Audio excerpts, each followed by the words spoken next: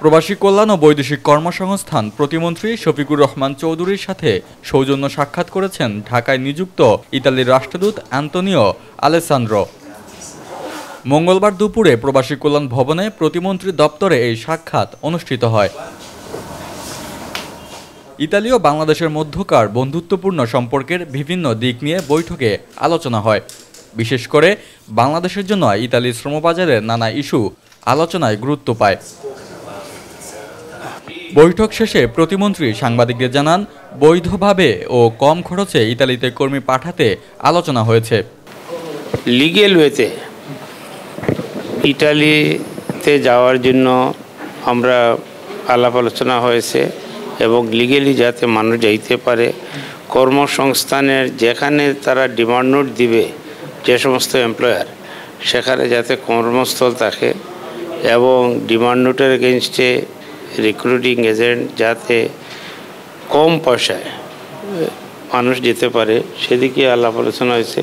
মানুষ যাতে হয়রানির শিকার না হয় সেই বিষয়ে আলাপ হয়েছে। একসাথে অনেক ভিসার আবেদন জমা হওয়ার কারণে কর্মীদের ভিসা পেতে দেরি হচ্ছে বলেও জানান প্রতিমন্ত্রী শফিকুর রহমান চৌধুরী। একসাথে অনেক অ্যাপ্লিকেশন এসেছে, তার জন্য ডিলে হচ্ছে এবং এটার পিছনে তারা কাজ করতেছে যাতে তড়িৎ গতিতে ভিসা দেওয়া যায়।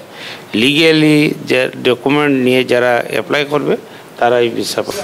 ইতালির রাষ্ট্রদূত সাংবাদিকদের বলেন, কর্মীদের ভিসা পেতে কোনো টাকা দিতে হবে না, শুধুমাত্র অল্প কিছু ট্যাক্স এবং প্রসেসিং ফি লাগবে। এছাড়া বিভিন্ন দালাল ও মধ্যস্থকারীদের প্রতি আগ্রহী না হতে কর্মীদের আহ্বান জানান রাষ্ট্রদূত।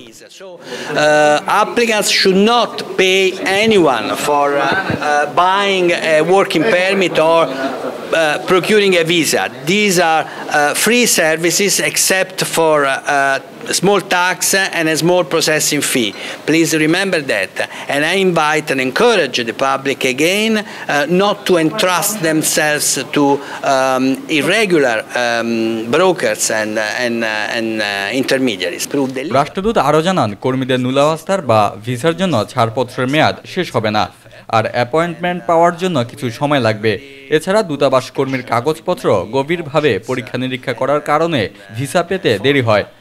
Inform all applicants that if they send the proper mail to VFS is our external provider for services about visa. So if they send the proper mail to VFS, their nulla osta is the working permit, their nulla osta will not expire.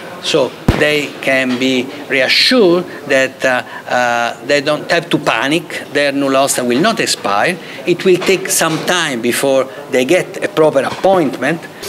Rakib Howlader, প্রবাস বার্তা, ঢাকা।